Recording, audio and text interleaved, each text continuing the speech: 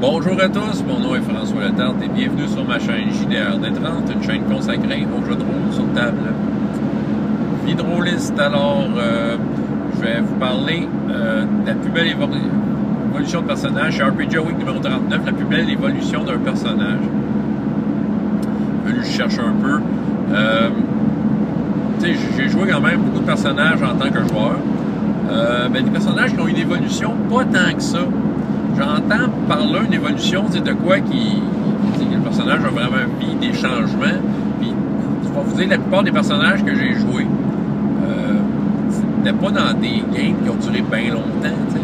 Fait que, on a comme un peu le portrait d'un personnage, d'un épisode de sa vie, là, mais pas assez pour dire qu'il y a une évolution, que le personnage va quelque part. On a comme le personnage à ce moment-là, qui il est, et l'aventure se déroule avec comment est-ce qu'il est à ce moment-là.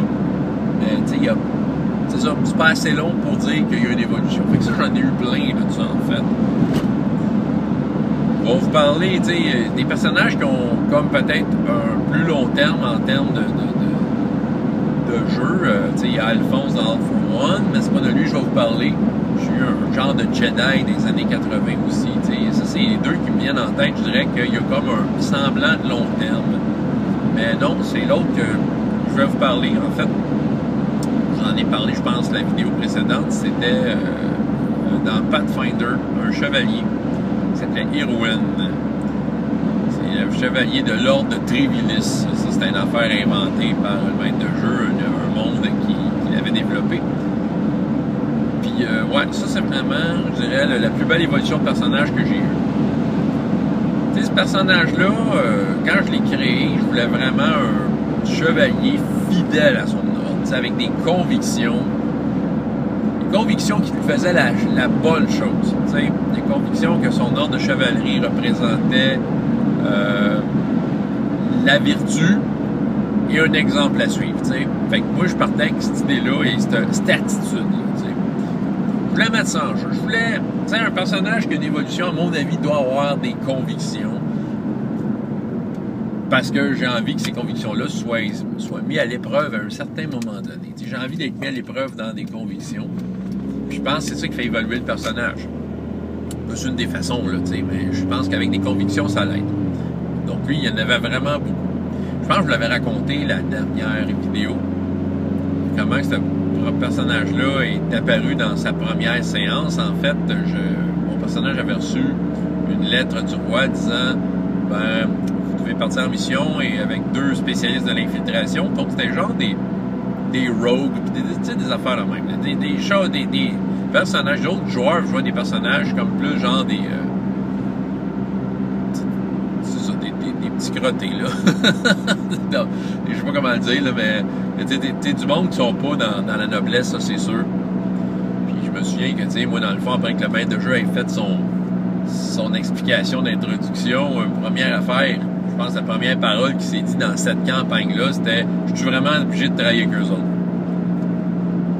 Je pense que ça avait saisi le maître de jeu un peu. Je pense qu'avant, il n'y avait pas des groupes comme qui avaient des personnages de même. Puis nous autres, les trois joueurs qu'on était à cette séance-là, la première partie, on était tout du monde qui était fort dans le roleplay, puis tu sais, c'est de mettre des personnalités. Fait que je pense que ça avait saisi le maître de jeu parce que tout de suite, je disais haut et fort que je voulais pas travailler avec les autres personnages. Mais justement, ça porte des fruits parce que ça a créé une rivalité au fil des séances, mais une rivalité aussi fraternelle parce qu'on s'est sauvé la vie souvent. Mais tu sais, c'était toujours, ça a toujours été là. Fait que tu sais, j'ai comme mis la table en partant sur qui était mon personnage et c'était quoi ses convictions, puis tu sais, son opinion sur les autres. Je me souviens que ça avait saisi le maître de jeu, ça avait ouvert la porte vers je pense, du jeu, comment je pourrais dire, plus de qualité. Hein.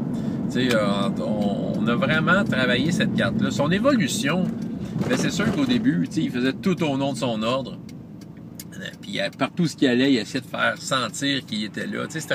J'avais mis la compétence la plus forte qu'il y avait, c'était intimidation. Il voulait arriver quelque part, puis impressionner, puis que les ennemis tremblent devant juste le fait d'avoir un chevalier de Trévilis dans la place. Ça, c'était important. Au fil des séances, je m'en attendais un peu, là, mais au fil des séances, ben là, c'est ça, ses convictions ont été mises à l'épreuve parce que il a comme commencé à savoir que dans la noblesse, des gens à qui il faisait confiance, finalement, travaillaient peut-être pas du bon côté. Puis que dans la lie de la société, il y avait du monde qui se battait pour la bonne cause. Tu sais, sans pour autant s'associer à un ordre ou à un idéal comme les chevaliers de Trévilis. Ces gens-là, par exemple, agissaient selon... Tu sais, ils agissaient, ils se battaient pour des choses qui étaient similaires, tu sais. Donc, tu sais, ils commençaient à sentir que, soudainement, il fallait qu'ils s'associent avec des gens qui le répugnaient, mais qu'en même temps, il commençait à se sentir à sa place. Puis là, justement, quand il allait voir un peu la noblesse pour avoir de l'appui puis tout ça, ben la noblesse lui faisait remarquer que là, tu te tiens avec du monde de même maintenant, puis des voleurs, puis du monde de la basse ville, puis c'est ça. Puis tu sais, là, mon personnage a été déchiré tout ce temps-là. À savoir, est-ce qu'il maintient son ordre? Parce qu'au sein même de son ordre de chevalier, il y avait des chevaliers corrompus, puis ces chevaliers-là avaient beaucoup de pouvoir, puis là, mon personnage a été mis à l'épreuve, commençait à plus croire à son ordre de chevalerie, commençait à plus croire à ses idéaux, commençait à se demander qu'est-ce qu'elle allait faire, tu sais, puis il a commencé, vers la fin, il commençait à être un peu plus rebelle, parce que là, sans avoir d'ordre avant, tu sais, il attendait un ordre de mission pour faire de quoi, mais là, c'est rendu qu'il partait sans le dire, tu sais, avec sa gang de crottés, faire des choses, parce qu'il était au courant de certains problèmes qui amenaient à tu sais, qui en parlaient à certains collègues à qui il avait confiance dans la chevalerie, puis ces collègues-là, ils disent « Ouais, mais tu peux pas vraiment faire ça, ça te prend un ordre du roi, puis ça, tu sais, autrement dit, là, les autres, ils se mettaient des bâtons des roues, ces collègues, personnages non-joueurs, là. Puis là, ils se disaient, fait que dans le fond, c'était comme un kick de dire « Ok, ben gars, j'y vais », puis je me souviens que la dernière mission, il avait même pas mis son habit de chevalier. T'sais, fait que là, ça y avait fait de quoi. Parallèlement à ça, il y avait dans sa vie privée, je pense que j'ai tout raconté ça, mais en tout cas, j'avais créé une genre de promise à mon chevalier, tu sais, dans son background. Une fille d'un riche marchand, qui s'appelle Nolwenn. C'était intéressant, tu sais, parce que c'était une promise, c'était juste comme, ça faisait partie du package, il va se marier avec. Est-ce qu'il était vraiment en amour avec?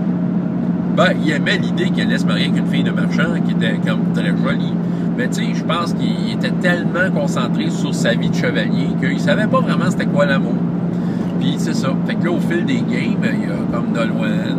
Puis tu sais, qu'il se voyait, c'était toujours très courtois, très platonique. Vous êtes belle madame, baisez sur la main. Qu'avez-vous fait aujourd'hui? Oh, vous avez tissé. Tu sais, des affaires de même.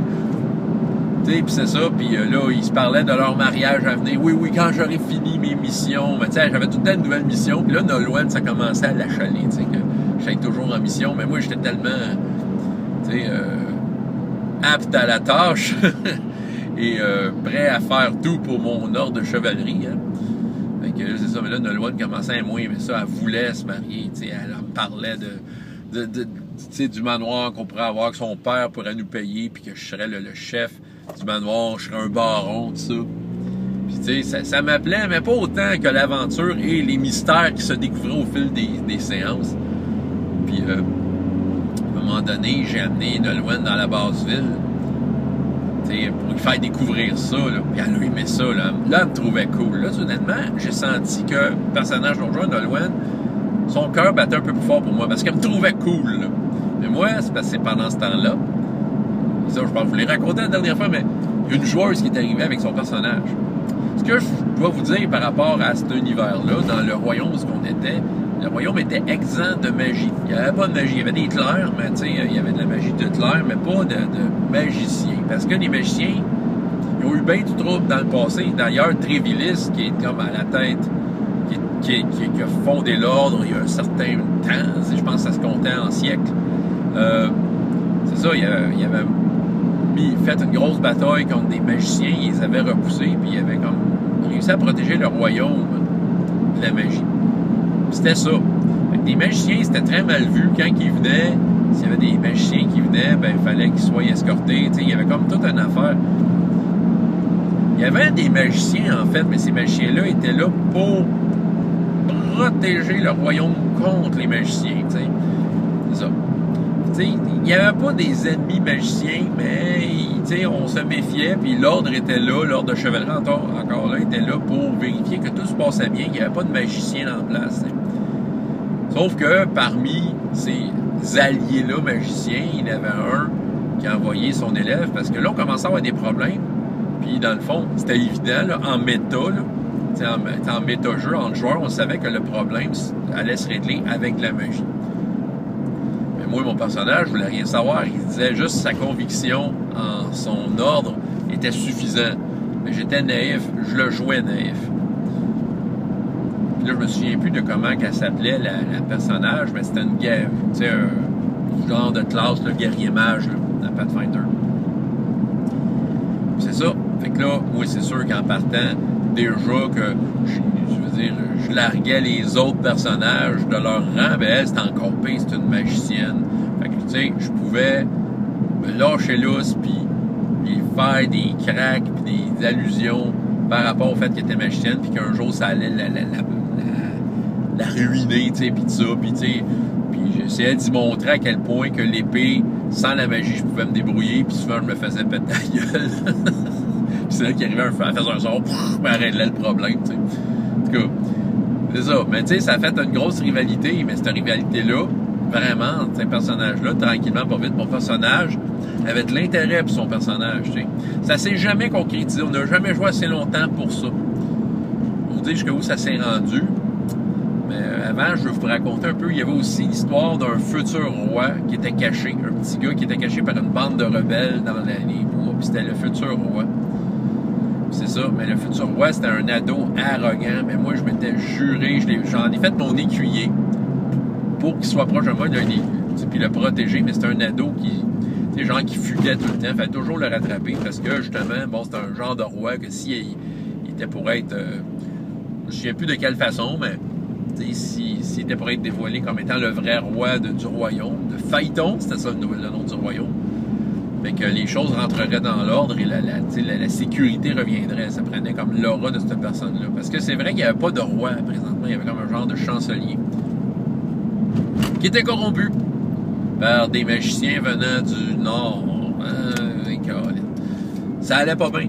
Mais c'est ça, mais mon personnage devait protéger lui. Fait que, il y avait comme le devoir de protéger un potentiel futur roi qui était à mon service présentement. Mais tu sais, l'arrogance puis la rivalité qui s'était développée finalement, une autre rivalité, mais avec ce personnage-là, parce qu'il me larguait tout le temps. Tu sais, lui, il a comme pas connu ses parents, il a pas été élevé, tu sais, il a été orphelin un peu. Fait que là, moi, je faisais une autorité un peu paternelle sur lui, tu sais, puis c'est ça, ça créait des frictions incroyables, là. Puis écoute, c'est ça, j'essayais d'y montrer à se battre, puis il se battait tout croche, puis j'arrêtais pas de le chicaner, tu sais, non, c'est pas de main, tu tiens ton épée, puis tu sais, ça permet à mon personnage de vraiment développer une facette de lui-même, de le confronter avec une responsabilité qui mettait à l'épreuve sa personnalité, c'est ça, tu sais, c'était ça, tu sais. En tout cas, ça fait partie de l'évolution. Puis tu sais, justement, l'autre joueuse guerrière mage avait plus le tour avec le jeune. Le jeune l'aimait bien, tu sais. Elle était fine avec, puis bon, peut-être que son côté adolescent faisait en sorte qu'elle trouvait bien jolie.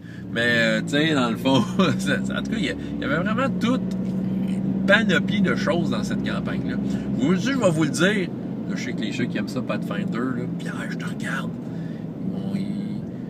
C'est vous dire où c'est que c'était plate, cette game-là? C'est quand un combat partait. Ouais. Soudainement, c'est comme si on jouait un autre jeu.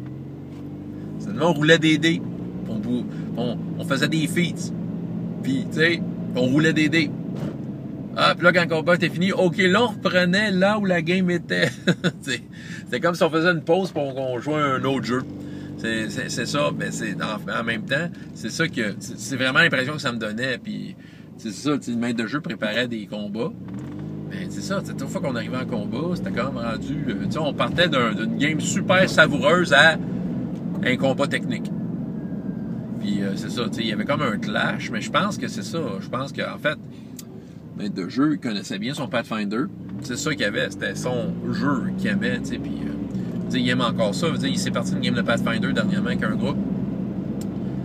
Mais tu sais, je pense qu'il y avait tellement moi je pourrais dire, une certaine profondeur à cette game-là, à ces personnages-là, que ça faisait un clash. C'est là qu'on voyait que Pathfinder était peut-être pas le meilleur jeu pour faire une aventure de ce type-là. Même que c'est ça, il s'inspirait beaucoup de trucs qu'il avait trouvés sur Internet. Il voulait caper les niveaux à 6, ou des choses comme ça. Il y avait certaines règles maison qu'on appliquait qui dénaturait en fait Pathfinder au bout du compte. C'est pas... Tu sais, Pathfinder, c'est fait pour que tu te lances ton personnage jusqu'au 20e niveau si possible, mais tu sais, nous autres, on le capait à 6, puis c'est ça, tu sais, on essayait des affaires pour essayer de garder Pathfinder comme engin, mais c'est ça, moi, je vais vous dire, c'est ça, quand on tombait dans les combats, c'est comme si on changeait de jeu. Fait que moi, je jouais plus héroïne, je jouais un bonhomme sur un plateau, tu sais, qui essayait de casser la gueule au monstre. Mais c'est ça, tu sais. Théoriquement, mon héroïne cassait la gueule à tous les monstres. Voyons donc, il était un chevalier de Trivilis. Son ordre de chevalerie était très noble. Ouais. Puis il était très puissant au combat. Mais c'est ça. Fait que l'évolution a vraiment été d'un chevalier, comme le soldat idéal du royaume, qui se voulait être le symbole de ce que les meilleurs du royaume pouvait représenter, des meilleures vertus, des meilleurs exemples, comme j'ai dit. Il voulait être ça.